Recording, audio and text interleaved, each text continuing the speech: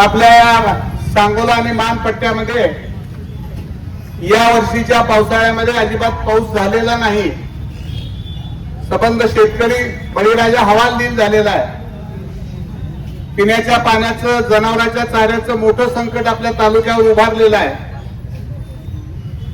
आणि अशा परिस्थितीमध्ये कृष्णा, कोयना वरच्या सगळ्या नद्या या अतिवृष्टीमुळे मोठ्या प्रमाणावर वाहू लागलेल्या आहेत।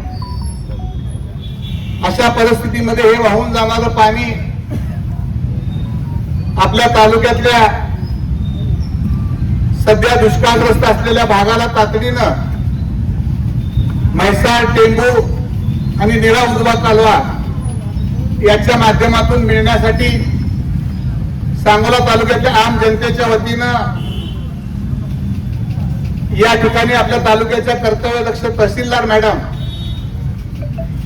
येणार देण्यासाठी या ठिकाणी आम्ही आज या ठिकाणी उपस्थित आहोत।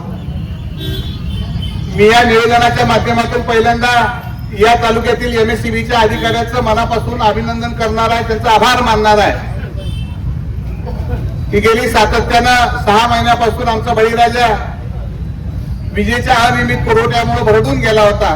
असंच आम्ही सगळे शेतकरी गेलो, त्याला विनंती केली, काही बाबी शेतकऱ्याला समजावून सांगितल्या, काही बाबी MSCBला समजावून सांगितल्या आणि आज तालुक्यामध्ये MSCBच्या बाबतीमध्ये बऱ्यापैकी शेतकऱ्यांना पुरेशी वीज 8 तास का होईना मिळायला लागलेली आहे। राज्य सरकारच्या पाटबंधारे खात्याच्या मंत्र्यांना मी परवा मुंबईला भेटून सांगितलं होतं, हे पुराचं पाणी आमच्या सांगोला तालुक्यातल्या दुष्काळग्रस्त भागातल्या जनतेला देण्याची व्यवस्था आपण या 3 योजनांच्या माध्यमातून करावी। त्यांनी तातडीनं खाली संदेश दिला आणि हे पाणी म्हैसाळ, टेंबू आणि निळा या उजवा कालव्यातून सुरू झालेलं आहे। परंतु या निमित्तानं मी आदरणीय तहसीलदार मॅडमना विनंती करणार आहे की आपल्याला तालुक्याची सगळी परिस्थिती माहिती आहे। आज कोळा भागामध्ये आपण गेल्यानंतर जुजारपूर असेल, खाली पाचेगाव असेल, मानेगाव, निजामपूर, हनुमानगाव या सगळ्या परिसरामध्ये पिण्याला, जनावरांच्या पाण्यासाठी, माणसाच्या पिण्याचं पाणी हे सगळे स्त्रोत आटलेले आहेत। म्हैसाळचं मिळणारं पाणी आहे गिरडी भागाला, पारळ, डिक्सळ, नैरा, हंगीरगाव, खाली पेटशिंगी, आलेगाव पर्यंत। त्याचबरोबर कोरडा नदीमध्ये पाणी सोडलं पाहिजे। मान नदीमध्ये मागच्या वेळेला पाणी सोडलं आणि अर्धीच नदी भरली आणि ते पाणी पुन्हा थांबवलं।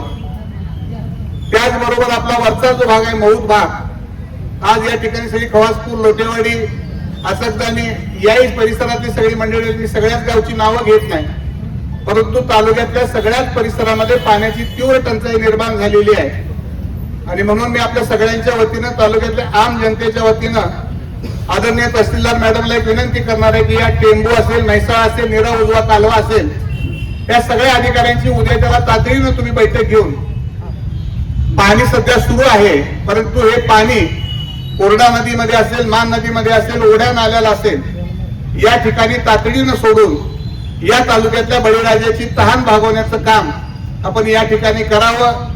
मी उद्याच्याला आपल्या जिल्ह्याचे कर्तव्यदक्ष पालकमंत्री महोदयांनाही वेळ घेतलेली, मी त्यांनाही उद्या जाऊन सकाळी भेटणार आहे। इरिगेशन खात्याच्या मंत्र्यांनी तर अगोदर आदेश दिलेले आहेत, आता राहिली जबाबदारी आहे तहसीलदार मॅडम आपली आहे। मी आपल्याला विनंती करेन की उद्याच्या उद्या ह्या सगळ्या अधिकाऱ्याची बैठक घेऊन आमच्या सगळ्या शेतकऱ्याच्या वतीनं आम्हाला आपल्याला एक नम्र विनंती करतोय की म्हैसाळचं पाणी आहे ते पूर्ण क्षमतेनं पाणी आम्हाला सांगोल्याला मिळालं पाहिजे आणि शेवटच्या घटकापर्यंत ते पाणी जनावरांच्या आणि पिण्याच्या पाण्यासाठी राज्य सरकारनं आदेश काढलेला आहे आणि त्याप्रमाणे अगोदर हे सगळे ओढे, नाले, बंधारे भरून घेऊन मग बुध्याचा तलाव असेल, चिंचोलीचा तलाव असेल, काही मोठे तलाव आहेत तेही तातडीनं भरून देण्यात यावेत। या बाबतीमध्ये आज हे आपल्याला निवेदन आम्ही सगळ्यांच्या वतीनं देत आहोत। त्याचा आपण गांभीर्यानं विचार करून तातडीनं शासनाची सूत्र आपण हलवावी, सगळ्या संबंधित अधिकाऱ्याला उद्या बोलवून घ्यावं अशी विनंती या निमित्तानं मी आपल्याला करतो आणि मला निश्चितपणानं खात्री आहे तहसीलदार मॅडम आपण या तालुक्याची सूत्र हातात घेतल्यापासून पारदर्शी कारभाराचे एक चांगले अधिकारी म्हणून तुम्ही आम्हाला मिळालेला आहात आणि मला निश्चितपणानं खात्री आहे या तालुक्यातल्या बळीराजाला आपण न्याय देऊ शकाल अशी अपेक्षा व्यक्त करतो। सगळ्या तालुक्याच्या वतीनं आपल्याला या ठिकाणी एक नम्र निवेदन देतो, त्याचा गांभीर्याने विचार व्हावा। कालच आपल्या सगळ्या कार्यकर्त्यांना आपण बोलवलं, आपण ही सगळे कार्यकर्ते मोठ्या संख्येनं आला. अशाच पद्धतीनं तालुक्याच्या विकासासाठी ज्या ज्या वेळेला हात मारेल त्या वेळेला आपण निश्चितपणाने भविष्य काळात असंच आपण एकजूट ठेवून तालुक्याच्या विकासासाठी प्रयत्न करूया. एवढंच या निमित्तानं सांगतो. सगळ्यांचं मनापासून आभार मानतो आणि आपल्या सगळ्यांच्या वतीनं हे निवेदन आपण तहसीलदार मॅडमला देऊया. धन्यवाद. सगळ्यांचं आभार मानतो.